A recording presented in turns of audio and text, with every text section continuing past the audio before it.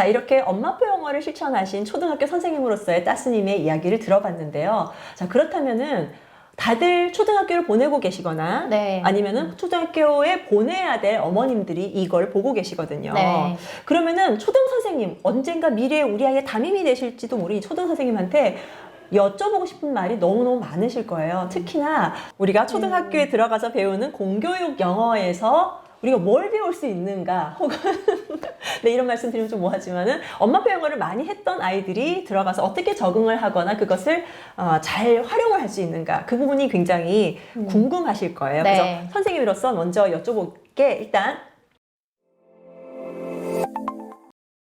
우리가 지금 공교육 초등 영어는 3학년부터 네, 시작을 3학년부터 하죠. 처음 시작합니다. 수업에서. 그렇죠.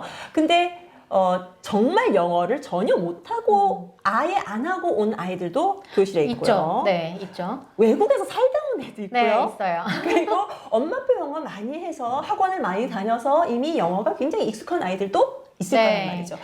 걔네들이 학원이야 레벨별로 분반을 해준대지만 맞습니다. 너는 1레벨, 1레벨, 뭐 인터미디에이트 이렇게 나눠주지만 초등학교는 그게 안 된단 말이죠. 네. 그렇다면 그 커리큘럼 간의 그 괴리, 갭 이거를 선생님은 어떻게 해결을 하고 계신가요? 네. 진짜 이 초등 영어 공교육 수업은 정말 이런 어려운 점이 많아요. 일단 학급당 인원수가 어학원과 비교 안 되게 저희 기본 한 30명. 30명. 그러니까 20명에서 30명 정도 되고요. 말씀하셨던 것처럼 레벨이 완전 처음인 아이부터 살다 온 원어민 수준 아이까지 막 섞여 있으니까 그게 정말 선생님들께는 과제고, 일단 또 가르쳐야 하는 텍스트가 있잖아요. 그쵸. 딱 이거는 해야 돼, 이런 게 있잖아요. 학습 목표. 네, 목표가 있다 보니까, 그래서 선생님들 일단 기본 목표를 가르치시되 양쪽에 있는 아이들을 챙기셔야 하는 거예요. 극단에 있는 아이들. 네, 그래서 네, 굉장히 정말 선생님들 연구를 많이 하시는데, 저 같은 경우는 어떻게 하냐면, 이제 저는 영어라는 걸 알고 스피킹을 할 수 있어도 이걸 활용해서 창작까지 도달하지 않으면, 못하면 실제로 영어를 다 하는 건 아니다, 이렇게 생각을 해요. 창작이라 하면 어떤 그러니까 결과물을 만들어내는 거 네, 말씀하시는 내가 건가요? 아는 영어를 가지고 네. 스스로 그걸 사용을 하거나 창작을 할 수 있어야 되는 거죠. 이제 예를 들면 제가 이제 알파벳 처음에 배우잖아요. 네, 이제 네. 알파벳을 가지고 수업을 할 때 네. 이런 교재를 써요. 네. 이거하고 알파벳 시티라는 책도 있는데요. 이 책에 보면은 제목 자체처럼 알파벳 스쿨이잖아요. 그래서 이 책 안에 학교 안에서 발견할 수 있는 알파벳이 네. 담겨 있어요. 그래서 이 책을 보면은 아이들이 실제로 알파벳을 알지만 네. 이렇게 책을 창작해낼 수 있어야 저는 이제 알파벳을 안다고 생각하는 거죠. 그래서 처음에 이제 물어보면 선생님 알파벳 저 다 알아요 막 이러잖아요. 그러면 really? 그러면서 그러면 우리 교실에서 한번 찾아볼까? 이렇게 하는 거예요. 알파벳. 교실에서 한번 알파벳 비슷한 모양을 찾아볼까? 하는 거예요. 그러면 아이들이 이제 일단 직선이 들어간 L이나 N이나 이런 거 찾아요. 네, I나 이런 거. 찾아요. 그러면 그걸 가지고 만들어진 책이 있는데 한번 볼래? 하면서 이 책을 보여주는 거예요.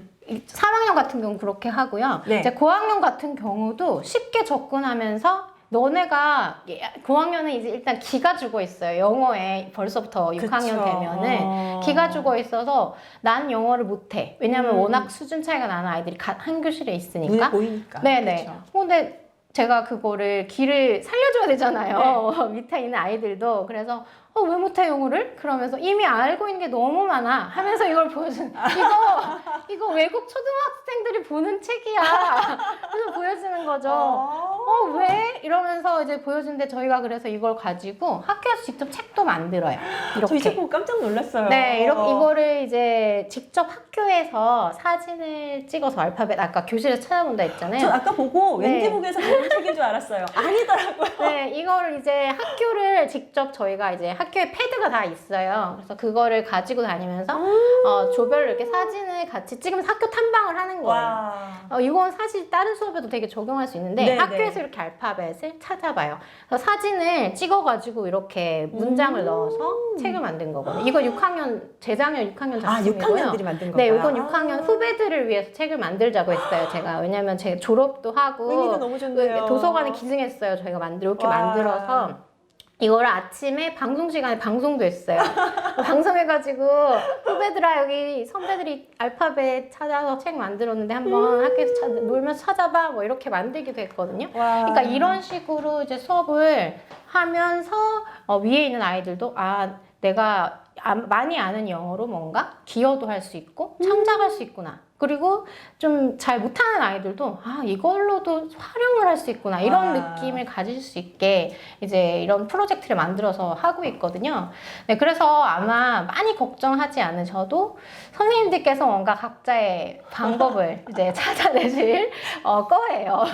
선생님들의 네. 역할이 여기서 굉장히 중요하겠네요. 네, 저는 정말 어려운 수업입니다. 네. 사실 공교육을 보낼 때 어떤 분들은 그런 얘기를 하세요. 그러니까 공교육에서 배우는 이 진도라든지 그 안에서 배우는 컨텐츠라든지 이런 내용들이 얼마든지 집에서도 어지간한 이제 고학력자 엄마 아빠들이라면 집에서도 할 수 있다. 그래서 난 굳이 학교를 못 보낼 의미를 못 찾겠다라고 하면서 홈스쿨링을 하는 경우도 네네. 외국도 많고 우리나라도 있긴 네네. 하죠. 근데 이런 사례를 보면 진짜 네. 홈스쿨링에서 건지지 못하는 네. 진짜 공교육만이 할 수 있고 여러 명이 함께 있는 교실에서만 이루어질 수 있는 그런 배움이 네. 바로 맞죠. 이런 사례인 것 같아요. 네, 그래서 그 홈스쿨링도 나름 장점이 되게 많지만 저는 학교라는 공간 되게 소중한 그렇죠. 공간이었다는 네. 걸 작년 그 코로나로 알게 됐거든요. 맞아요. 물론 그 전부터도 그렇게 생각은 하고 있고 그래서 공교육을 하고 있지만 왜냐면 아이들이 정말 다양한 능력을 가지고 있잖아요. 뭐 수학 잘하는 아이, 뭐 그쵸. 영어 잘하는 아이, 운동 잘하는 미술 잘하는 아이, 뭐 발표 잘하는 아이, 리더십 있는 아이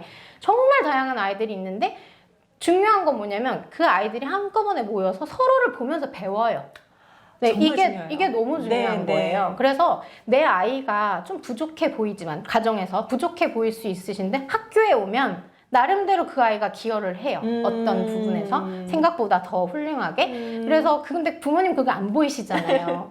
그래서 좀 안타까운데 그런 아이도 있고 어떤 아이들은 공부는 진짜 잘하는데 자기 것만 잘하는 거 있잖아요.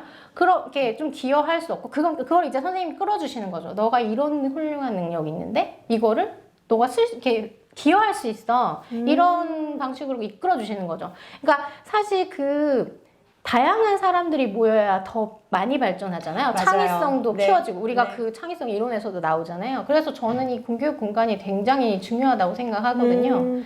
비슷비슷한 성향들끼리 모여있는 사회는 정체될 수밖에 네. 없어요. 정말 다양성이 얼마나 중요한지 네, 맞습니다. 그것을 공교육에서 그 필요성을 느낄 수가 있는 건데요. 자, 아까 우리 또 그 프로젝트 얘기하면서 지금 이 프로젝트잖아요. 네, 프로젝트. 네. 선생님 얘기가 나왔어요. 근데 네. 이게 담임 선생님, 그러니까 영어 전담이 아닌 담임 선생님도 이런 프로젝트를 뭐라 해야 되나, 의향? 만 있으시면 할 수 있는 건가요? 얼마든지 할 수 있죠. 담임 선생님이 더 많이 하실 수 있죠. 왜냐면 저는 영어 전담이면 학생들이 이제 저희 학교 같은 경우 학급이 7학급이고 한 학년에 그리고 한 140명 정도를 제가 거느리고 이 프로젝트를 하는 건데 담임 선생님들은 20-30명만 데리고 하시면 되니까 더 퀄리티나 이런 밀집도가 훨씬 좋죠. 얼마든지 하실 수 있습니다. 그래서 항상 느끼는 거지만 따스님 같은 선생님을 만나실 수 있다면 네, 많으십니다. 네, 많으실 거예요. 얼마든지 우리나라 학교도 정말 보낼 만한 그런 공간이라는 거. 그러니까 이게 약간은 그게 있어요. 저 같은 경우 왜냐면 가르쳐야 되는 교과서가 있잖아요. 근데 제가 이 활동을 프로젝트를 하기 위해서 교과서를 열심히 압축해서 가르치고 시간을 남겨야 되잖아요. 근데 다행스러운 건 뭐냐면 교육과정이 교과서가 점점점 줄어들고 있어요. 양이. 네. 그래서 너무 반가웠어요. 교과서가 이만큼 줄었을 때 가치 있는 활동을 할 수 있겠구나. 그래서 이제 그 시간을 남겨가지고 이런 걸 할 수 있잖아요. 근데 여기에 그 공감이 되어야 되는 부분이 뭐냐면 사실 교사에게는 되게 큰 권한이 있어요. 교육과정 재구성이라고 하는. 그래서 어떤 교과서 어떤 페이지를 그 다른 활동으로 대체할 수 있는 권한이 있어요. 그런데 만약 학부모님께서 이거 안 했네? 이렇게 하실 수도 있잖아요. 그러니까 저 같은 경우는 만약에 그 활동을 다른 걸로 대체하면 거기다 써요. 이 활동으로 대체하였으니 혹시나 오해를 하실까봐 안 했다고 오해를 하실까봐 그러니까 만약에 그런 공감대를 좀 만들어 주시면 선생님 좀 더 가치 있는 프로젝트를 하시려고 이걸 다른 걸로 바꾸셨구나 이런 걸로 좀 공감대 해주시면 더 많은 선생님들께서 다른 활동 계획하시지 않을까 저 생각해요. 와. 근데 영어 전담 교사가 또 있는가 하면은 또 어머님들이 또 이제 궁금해하는 것 중에 하나가 이제 원어민 교사에 대한 부분이에요. 네네. 학교들마다 원어민 교사가 배치되어 있는 곳 혹은 배치되어 있지 않은 곳, 네. 또 선생님들마다 아니 또 학부모들마다 원어민 교사가 필요하다, 필요하지 않다, 뭐 이런 여러 가지 얘기가 있는데 선생님은 어떤 의견이신지? 네, 저희 학교는 일단 원어민 교사가 계시고요. 다행히, 네. 저는 이제, 그러니까 이게 또 학교 상황에 따라 다를 수 있는데, 그쵸. 저 같은 경우는 이제 원어민 교사를 관리할 만한 교사가 있고, 저 같은 이제 연구한 사람이 있고, 왜냐면 그 옆에 있는 코티칭 하는 선생님이 굉장히 중요하거든요. 왜냐하면 원어민 선생님들이 그냥 보통 보면은 전공자가 아니세요. 그 교육 전공자 아니세요. 맞아요. 그냥 정말 대학교 졸업하고 오시는 분들이시거든요. 그러니까 수업에 완전 숫자도 모르시는 거예요. 아이들 수준도 모르시고 어떻게 티칭을 해야 되는지 전혀 모르시기 때문에 그걸 하나하나 가르쳐서 정말 교생 실습시키듯이 해서 이제 이렇게 만들어 드리는 건데, 그걸 관리할 사람이 옆에 어느 정도 있어야 학교에서 원어민 교사를 이렇게 쓸 수 있어요. 근데 이제 예전 같은 경우는 원어민 교사 수를 많이 줄이는 추세였거든요. 네네. 왜냐면 이게 원어민 교사 월급이 많이 나가고 그쵸. 국민의 세금이잖아요. 하우징까지도 해줘야 네네네. 되고. 많이 나가고 하다 보니 줄어들었었는데 최근 몇 년 동안은 그 입장이 좀 바뀌셨나 봐요. 다행히 저랑은 맞는 쪽으로. 네네. 그래서 지금은 약간씩 늘어나고 있는데, 그래서 학교에서 만약에 필요하시면 이제 원어민 교사 신청을 해서 교육청에서 이제 보내주세요. 네, 그렇게 하시는데 저는 원어민 교사가 있으면 왜 좋냐면 그 관리의 어려움에도 불구하고 네. 좋은 이유가 이 한 학급에 30명이나 된 아이들의 천차만별인 이 수준, 이 수준이 원어민 교사가 있으면 상당히 커버가 되는 부분이 있어요. 왜냐하면 잘하는 아이들, 진짜 네네네. 엄마표나 이런 뭐 외국에 기존에, 살다 온 애들이나. 네, 그런 아이들은 원어민 선생님이랑 한번 수업하는 것이 너무 좋거든요. 그렇죠. 그리고 또 다른 경험을 제공하세요. 이 한국인 교사가 바라보는 거랑 원어민 선생님들이 바라보는 관점이 되게 다르더라고요. 맞아요. 네, 그래서 그런 수업 일주일에 한 번씩 접하면 아이들이 너무 좋아하고요. 그 다음에 그 수업 시간에 원어민 선생님이 계시면 원어민 선생님이 혼자 가르치시지 못하시거든요. 무조건 한국 코티칭으로. 그 정교사가 같이 따라 네네. 들어가야 돼요. 그래서 한 수업에 교사가 2명 있으니까 확실히 영어라는 과목이 이렇게 같이 모든별로도 활동을 나눠서 할 수 있고, 또 정교사가 이제 밑에 좀 따라가기 힘든 친구들 다 챙겨서 같이 활동을 할 수 있어요. 네, 그런 장점들 때문에 저 너무 원어민 교사 있으면 저는 좋고, 저희가 이 프로젝트만 한 게 아니라 다른 막 명언집 만들기 프로젝트, 그다음에 저 NGO 관련된 프로젝트 이런 거 하는데 거기에 원어민 선생님이 다 서포트를 해주세요. 왜냐하면 아이들이 선생님 이 문장 어떻게 써요? 하지만 제가 원어민이 아니기 때문에 정확한 문장을 쓸 수 없잖아요. 그래서 원어민 선생님이랑 얘기해보면 그러면 이렇게 써볼까? 이렇게 답이 바로바로 나오는 거예요, 수업 중에. 그리고 또 제가 영어 동아리도 운영을 했는데 거기도 원어민 선생님이랑 같이 들어가니까 너무 좋은 거예요, 아이들이. 일주일에 한 번씩 원어민 선생님이랑 몇 명 안 되는 친구들이랑 같이 활동할 수 있으니까. 그래서 저는 원어민 교사 있는 게 좋은 것 같아요. 그렇다면 어떤 학교는 있고 어떤 학교는 없는데 네네. 이거를 그럼 어머님들이 요청을 해서 우리도 원어민 선생님이 있으면 좋겠다라고 뭔가 바꿀 수가 있나요? 이게 학교 설문조사를 해마다 해요. 연말에. 학교에서 학부모 대상으로요? 설문조사를 하거든요. 왜냐면 그 다음 해 교육과정 계획을 세울 때 이제 거기에 요청을 한번 해보시면은 학부모들이 네네, 설문할 그 때 주관식 란에 뭐 이 밖에 남기고 싶은 의견, 네, 뭐 거기다가 요청을 하시면 고려를 해보실 수 있죠. 그게 많으면. 네네. 그렇죠. 근데 그거를 이제 특별히 필요치 않다라고 생각하니까 요청을 안 하시는 거겠죠? 아니면 세금이 나가서? 그 학교 입장에서 세금보다는 네. 관리의 어려움 때문에 그러실 수 있어요. 왜냐면 이번에 코로나 상황에서 처음에 이태원에서 터진 많이 게 터졌죠. 있잖아요. 외국에서 네네. 많이 들어오고. 그러니까 이태원이란 공간이 외국인들이 많이 가는 공간이다 보니까 저희도 조금 약간 걱정되는 게 있죠. 선생님 이태원 가시면 안 돼요. 주말에 어디 가시면 안 돼요. 막 이렇게 관리를 해야 되잖아요. 그런 어려움, 이렇게 평소에도. 네네. 그런 어려움들이 있으시기 때문에 이제 요청 안 하시는 학교도 있어요. 그거 말고도 그럼 어머님들이 이제 우리 아이 영어를 공교육 학교에 보냈을 때 좀 더 최대한의 이제 효과를 꺼내기 위해서 또 할 수 있는 행동이 또 뭐가 있을까요? 그렇다면 이게 조금 아이의 수준에 따라서 네. 다를 것 같아요. 근데 만약에 저희 아들처럼 엄마표로 꾸준히 만약에 해와서 엄청 노출량이 많고 아웃풋도 어느 정도 있다. 이런 친구들은 사실은 학교 수업이 굉장히 쉽게 느껴지실 거예요. 그러니까 그걸 걱정하거든요. 네, 엄마들이. 네. 쉽게 느껴지실 건데, 근데 대신 이제 저희 아들은 그러니까 아까 말씀드렸듯이 리딩이랑 라이팅이 아직 온전치 않거든요. 그래서 라이팅은 정말 교육과정 수준대로 가야 될지도 몰라요. 진짜요? 모르겠어요. 그래서 이제쯤 되면 이제 3학년쯤 되면 엄마표 영어를 자유롭게 했지만 이제는 한번 영역별로 점검해 보시는 게 어떤가. 저는 영역이 듣기 말하기 읽기 쓰기. 네네네. 막 듣기 말하기 읽기 쓰기 이게 영어과의 4영역이고 수행평가도 요 영역대로 한 영역씩 하거든요. 근데 이제 저희 아들 같은 경우는 뭐 듣기 말하기는 너무 잘 되지만 이제 리딩 아직 온전치 않고 안 느껴요. 아 진짜 그래요. 네 신기하게도 정말 말만 잘하기 때문에 이제 라이팅도 이제 스펠링이라는 걸 외워야 하고 문장을 쓰려면 이제 문장의 구성 성분 알아야 되고 앞에 대문자 뭐 구두점 이런 거 다 갖춰야 되잖아요. 그런 걸 한번 점검을 해보셔서 어느 정도는 이제 갭을 줄이실 필요가 있지 않나 이렇게 생각이 돼요. 엄마표 영어를 하시는 분들은 이제 그것만 챙기시면은 나머지는 이제 학년별로 핵심 어휘랑 핵심 문장 제가 저희 지난주에 라방을 또 했었는데 네네. 그때 분석을 해드렸는데 이제 그 정도만 핵심 어휘랑 문장 챙기시면 나머지는 아이가 알아서 할 거예요. 학교에서. 네. 네, 그 라방을 제가 봤는데 네.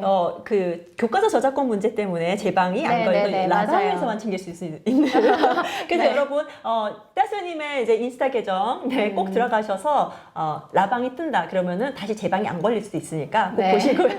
거기서 봤던 게 이제 우리 공교육 과정에서 이제 필수 어휘들, 이제 네. 교육 어휘들을 봤는데 제가 무슨 생각이 들었냐면 솔직히 이제 엄마표 영어를 해서 굉장히 높은 레벨에 가 있는 아이들이면 그 정도 어휘를 스피킹을 한다거나 리딩을 할 때 이해를 한다는 데는 전혀 네, 문제가 네, 없는 수준의 네. 단어들이었어요. 네. 근데 다만 그거를 라이팅이나 네, 맞습니다. 이게 스피킹으로 이제 아웃풋을 이제 자기 의사 표현을 할 때 그 정도 수준의 어휘를 내뱉느냐는 또 다른 얘기더라고요. 네, 다른 얘기죠. 네. 그래서 제가 또 그 자료를 정리해서 이렇게 배부를 해드렸거든요. 뭐 어떤 자료였냐면 3, 4학년 3종 교과서, 그 영어 교과서가 교육부가 아니고 8종 이게 출판사들이 만들어요. 네, 네. 그래서 그 출판사들이 만든 책을 학교에서 선정을 해서 사용하기 때문에 학교마다 교과서 다르거든요. 근데 가장 많이 사용하는 교과서 3개를 분석을 해가지고 핵심 어휘랑 문장을 정리를 해서 이번 자료를 보기에 만들어서 배부를 해드렸어요.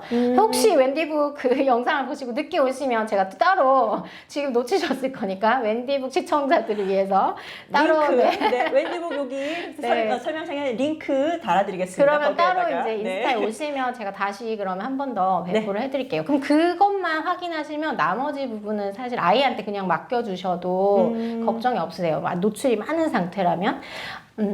근데 그 공교육 영어 어휘까지도 완전히 마스터가 됐다. 이 정도는 문제가 없이 이제 됐다라고 하더라도 문제는 이거는 약간 다른 네네네. 얘기긴 하지만은 초등학교 선생님이시니까 우리 공교육에서의 영어 수준이요. 초등 6학년까지는 어떻게 갔는데 중학교 1학년 가면은 갑자기 뛴다는 얘기를 들었어요. 네네. 그게 중학교 1학년뿐만 아니라 그 홀수 학년에서 좀 뛰어요. 3학년, 4학년 지나고 3학년에 단어 수준 읽기를 하고 네. 4학년에서 문장 수준 읽기를 하면 5학년에 문단을 읽어야 돼요. 이렇게 올라가는. 5학년 때 딱 한 번 뛰고요. 네. 그 다음에 5, 6학년 좀 비슷하다가 중1 때 또 한 번 확 뛰어요. 그러니까 네, 그 비슷한 레벨의 책을 다양하게 읽으시는 게 좋죠.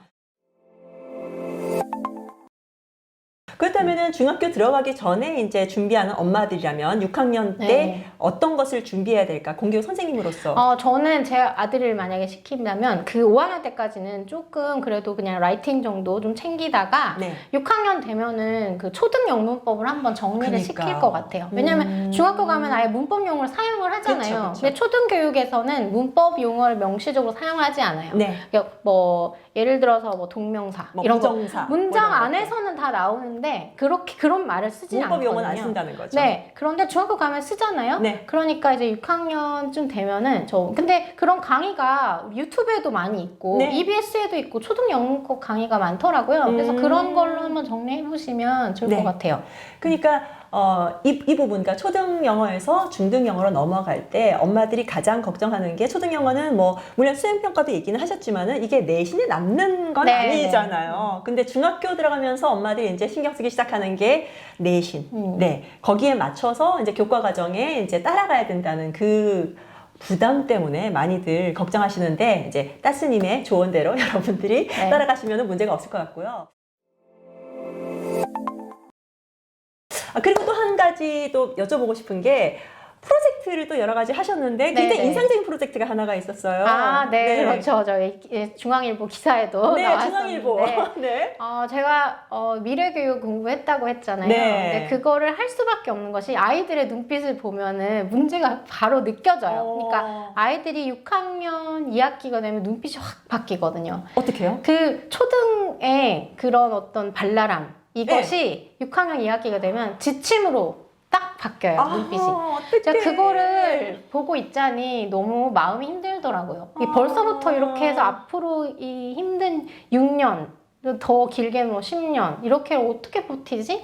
이런 생각이 들면서 얘네한테 좀 공부를 안 할 수는 없잖아요. 네. 근데 그 공부를 해서 가치 있는 곳에 내가 쓸 수 있다는 거를 알려주고 싶었어요. 그러니까 이 프로젝트를 하고 나서 그 전에는 선생님한테 맨날 선생님 공부는 왜 해야 돼요? 영어 공부는 왜 해야 돼요? 맨날 묻던 아이들이 이 프로젝트를 하고 나서는 그런 말을 안 하고 오히려 선생님 저 공부 열심히 할 거라고 열심히 하고 좋은 사람이 될 거예요. 이런 말을 정말 많이 듣고 졸업을 시켰거든요. 네, 그 프로젝트가 뭐냐면 저희가 책을 가져오진 않았네요. 네. 제가 사진으로 한번 보내드릴 건데 일단 그 미래교육서 중에 그 스탠포드 대학교에 계시는 폴김 교수님께서 쓰신 책이 있어요. 교육의 미래, 티칭이 아니라 코칭이다라는 책이 있는데 그 책에서 교수님이 하시는 일 중에 개발도상국 그러니까 아프리카, 아프리카나 뭐 남아메리카나 이런 지역 어려운 나라에 어려운 지역에 있는 아이들을 방문하셔가지고 그 아이들의 스토리를 그 NGO 기관에서 수집을 하셨어요. 너가 그 막 신데렐라 이야기 이런 이야기 말고 진짜 겪은 이야기 아니면 그 마을에서 뭐 전해져 내려오는 이야기 이런 거를 수집을 하셔가지고 그거를 그림책으로 만든 거예요. 자원봉사자들이랑. 그래서 만들어서 그 책을 판매를 하고 그리고 그 수익금을 아이들에게 장학금으로 학교를 다닐 수 있게 왜냐하면 걔네들이 많이 노동자로 벌써 어릴 때부터 일을 하거든요. 그래서 학교를 다닐 수 있게 장학금을 지급하는 이런 일을 하고 계신 거예요. 근데 저는 처음에는 어른 자원봉사자들만 할 수 있는 일인가 보다 했는데 근데 사례를 보니까 제가 그 교수님 강의 연수도 들었는데 거기 보니까 미국 초등학교에서 이 프로젝트, 이 스토리를 가지고 그림책을 만든 사례를 제가 발견을 한 거예요. 그래서 제가 개인적으로 메일을 연락을 드렸어요. 스탠포드. 개인적으로? 네, 그 스탠포드 교수님께 막 이렇게 메일 주소를 찾아가지고 구글에서 찾아가지고 메일을 보내드렸어요. 교수님, 저희 아이들이 한국의 교육 현실을 아시지 않냐. 이렇게 힘들게 공부를 하고 있고 제가 공부한 목적을 좀 찾았으면 한다. 그래서 메일을 드리면서 이 프로젝트에 저희 학교가 참여하게 했으면 한다고 그렇게 보내드렸어요. 메일을. 그랬더니 정말 빠른 답장이 24시간 안에 그 바쁘신 분이 24시간 안에 주신 거예요. 답장을. 그래서 그 가나의 아이가 쓴 스토리를 보내주셨어요. 그래서 저희가 그 가나 아이의 스토리를 번역을 해가지고 그림을 만들어서 이제 그림책을 만드는 프로젝트를 진행을 한 거죠. 근데 이 프로젝트를 하려면 이제 아이들이 가나라는 나라에 대해서 알아야 되고 가나가 아프리카에 있다는 건 알지만 어디에 붙어 있는지 몰라요. 근데 마침 6학년이 또 세계사를 배우거든요. 세계지리를 배워요. 그래서 이제 그거랑 연결을 해서 이제 가나에 대해서도 알아보고 그다음에 영어로 그럼 선생님이 아프리카 말로 돼 있어요? 이랬는데 아니야 영어로 가나는 영어 사용 국가야 이러면서 영어로 되어 있어요. 샘 오치리가 가나에서 오지 않았나요? 네네네 맞아요. 그걸 아는 친구도 있긴 있더라고요. 네. 그래서 이제 영어로 번역도 해보고 그림책으로 만든 프로젝트가 있는데 그걸 보시고 교수님께서 감동받으셔서 한국에 오셔서 저희 학교 방문을 하셨어요. 오실 일이 있으셔서 오셨는데 여기도. 정말 그 일정이 되게 바쁘시거든요. 네, 한번 네. 오시면. 근데 시간을 비워가지고 학교에 오셔가지고 아이들을 만나셨어요. 네, 저희 네. 6학년 전체를. 그래서 만나셔서 강의도 해주시고 아이들이랑 세상에. 질의응답도 하고 그렇게 했는데 그게 이제 기사로 나간 거예요. 그 특이한 행보니까 네. 초등학교에서 했던. 그래서 이제 진짜 칭찬도 많이 받았고 아이들도 엄청나게 성장하는 모습을 보면서 이게 공교육이라는 공간에서 해야 되는 일이구나. 애들이 공부할 목적을 찾아주고 네, 가치 있는 일에 기여할 수 있는 기회를 주는 거. 네, 그렇게 재작년에 프로젝트를 했고 작년에도 했는데 코로나 때문에 좀 막 그 재작년처럼 원활하게 돌아가진 않았지만 정말 억지로 어떻게 하긴 했어요. 그리고 2019년에는 저 혼자 했거든요. 제가 메일 보내서 교수님에 연락해서 제가 혼자 했는데 2020년엔 제가 이걸 좀 확대해서. 인플루언서니까 제가 그 영향력을 미쳐가지고 선생님들을 좀 모아서 18개의 학교에서 참가를 했어요. 그래서 600명의 학생들이 이번에 참여를 했습니다. 저 첫 해는 저희 학교는 그냥 140명이었는데 작년에 코로나였음에도 불구하고 18개 학교에서 확대가 돼서 와. 올해는 책이 굉장히 많이 나와요. 그래서 한 20권 정도 나올 것 같아요. 그러니까 첫 네. 시작을 이제 네, 한 거죠, 제가. 폴김 교수님한테 메일을 보내서 그걸 시작을 했고 네. 거기에 감화를 받으신 또 다른 18분, 총 네, 18분의 선생님이 같이 또 프로젝트를 2020년에 하셨다는 네, 거죠. 그래서 올해는 더 많이 커질 걸로 제가 기대를 하고 있습니다. 2021년 더 기대되는데요, 네네네. 진짜. 이렇게 공교육 선생님이시지만 우리가 생각하고 있던 공교육과는 다른 약간 교과서에만 매몰되어 있고 교과서 안에서만 그 진도 따라가기에만 급급한 그런 수업이 아니라 정말 선생님처럼 따스 선생님처럼 뭔가 열의를 가지고 아이들에게 동기부여를 하기 위해서 노력하시는 그런 선생님들만 있다면 정말 얼마나 행복한 한국 교육이 될까. 네, 많으실 겁니다.